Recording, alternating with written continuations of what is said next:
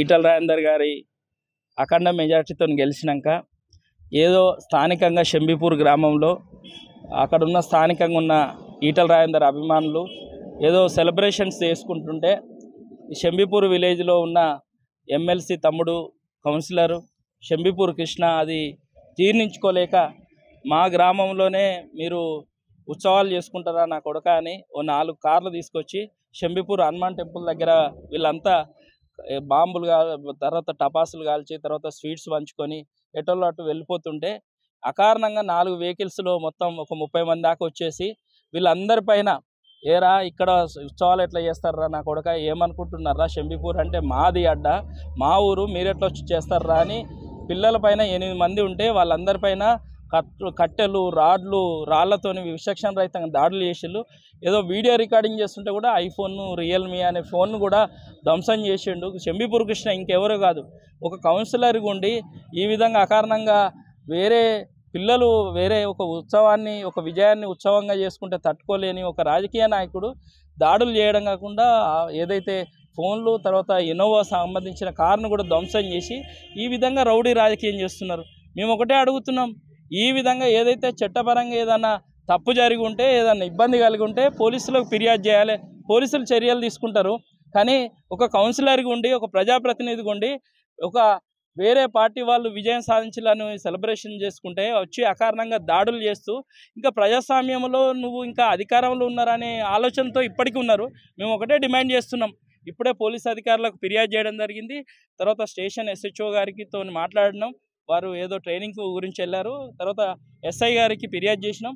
కంపల్సరిగా చట్టాన్ని చేతిలో తీసుకొని దాడులు చేసి ఆస్తులు ధ్వంసం చేసిన కౌన్సిలర్ షంబీపూర్ కృష్ణ వారి అనుచరులు మరో 25 మంది పైన క్రిమినల్ కేసు నమోదు చేయాలని మేము డిమాండ్ చేస్తున్నాం. ఒకవేళ గతంలో అధికారులు పోలీసులు ఏ విధంగా BRS వీరికి ఇక్కడ షంబీపూరు ఏదైతే దుండిగల వాళ్ళ అడ్డాగా చేసుకొని ఏ విధంగా దౌర్జన్యం చేసిందో మళ్ళీ అదే దౌర్జన్యాలు ఇంకా కొనసాగిస్తున్నారు. ఏదైతే ఇప్పుడు ఇచ్చిన మేము ఫిర్యాదు పైన ఒకవేళ FIR చేసి చర్యలు తీసుకోకుంటే రేపు భారతీయ జనతా పార్టీ ఆధ్వర్యంలో ఈటల రాజేందర్ గారే రేపు దుండిగల్ పోలీస్ స్టేషన్కి వస్తాం. భారతీయ జనతా పార్టీ కార్యకర్తలు అభిమానులు ఈటల రాజేందర్ అభిమానుల పైన చేయి చేసుకున్న ఎవరైతే ఇట్లాంటి మూర్ఖులు ఉన్నారో ప్రజాప్రతినిధులు గుండి చట్టాన్ని చేతిలో తీసుకునే మూర్ఖులకి తగిన బుద్ధి చెప్తామని హెచ్చరిస్తున్నాం.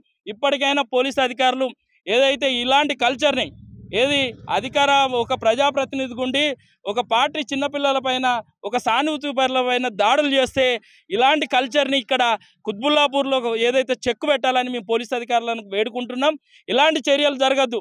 ఏ పార్టీ వాళ్ళు కానీ ఏ నాయకుడు ఏ ప్రజాప్రతినిధి పక్క పార్టీ పైన అకారణంగా దాడులు చేసి గాయపరిస్తే వారిపైన చట్టపరంగా చర్యలు తీసుకొని కుత్బుల్లాపూర్ని ఒక రౌడీ రాజకీయానికి ఎస్పెషల్ దుండిగల్పు ఏదైతే ఏరియాలో ఒక రౌడీ రాజకీయం నడిపించిన BRS ఎమ్మెల్సీ వాళ్ళ తమ్ముడికి బుద్ధి చెప్పాలని చట్టపరంగా చర్యలు తీసుకోవాలని ఈరోజు డిమాండ్ చేస్తున్నాం. రేపటి కార్యాచరణ FIR కాకుండా మాత్రం కార్యాచరణ వేరే ఉంటుందని ఈ సందర్భంగా హెచ్చరిస్తున్నాం. భారత్ మాతాకి. నా పేరు శ్రీనివాసు, నేను షంబీపూర్లో బీజేపీ ర్యాలీ తీస్తున్నాము. విజయోత్సవ ర్యాలీ తీస్తుంటే వాళ్ళ TRS వాళ్ళకి ఊరలేక వచ్చి మాపై దాడి చేశారు. దాంట్లో షంబీపూర్ కృష్ణ వాళ్ళ అనుచరుల్ని 40 మంది తీసుకొచ్చి వచ్చి కొట్టారు.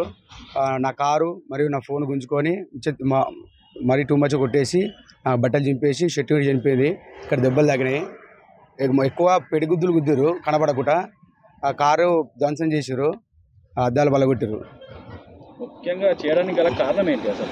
ఈ పార్టీ ర్యాలీ తీయడం వల్ల వాళ్ళకు జీర్ణించుకోలేక అట్లా చేశారు.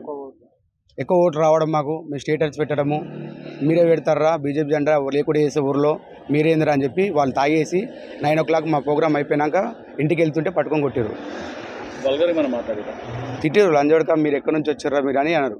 పార్టీ ఎట్లా పెడతారా మీరు, TRS పార్టీ ఉండాలి షంబీపూర్లో, బీజేపీ ఉండదు, జెండా ఎందుకు వాతినవరా అని ఒక రేంజ్లో కొట్టినాను. వచ్చి అన్న ఎందుకు కొడుతున్నావు అని అడుగుతుంటే మళ్ళీ వచ్చి ఫోన్ గుంజుకోడు, ఫోన్ వలగొట్టేసాడు. నాది మొత్తం మీద పోలీసులు వస్తే పోలీసుల ముంగటిని లైవ్లో పోలీసుల దగ్గర నాకు లాఠీ తీసుకొని కొట్టేసినాక కరెంట్ తీసేసి మరీ కొట్టారు. గొడవ అయిపోయినా మళ్ళీ కరెంట్ వచ్చింది, వాళ్ళే తీసారు కరెంట్. మేము ర్యాలీలో ఉన్నప్పుడు 25 మంది ఉన్నాము. ర్యాలీ మొత్తం అయిపోయినప్పుడు 5 మంది ఉన్నాం, 5-6 మంది ఉన్నాం. ఆ టైంలో చూసి తక్కువ మంది అని చెప్పి వాళ్ళు 30 మంది వచ్చి కొట్టారు.